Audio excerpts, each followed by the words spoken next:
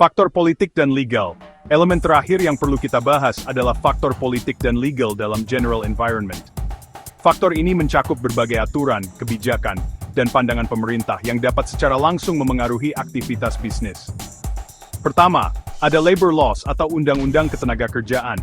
Perusahaan harus mematuhi aturan terkait jam kerja, upah minimum, keselamatan kerja, dan hak-hak karyawan. Kedua, pandangan pemerintah terhadap keterlibatan ekonomi. Ada negara yang pemerintahnya sangat aktif mengatur perekonomian, sementara ada juga yang memberi lebih banyak ruang pada mekanisme pasar. Pandangan ini akan menentukan seberapa besar peran negara dalam mengatur bisnis. Ketiga, kebijakan deregulasi atau regulasi.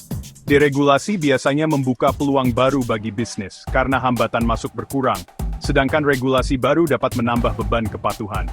Keempat, competition laws atau hukum persaingan usaha. Aturan ini bertujuan mencegah monopoli dan praktik bisnis tidak sehat, sehingga menjaga iklim persaingan yang adil.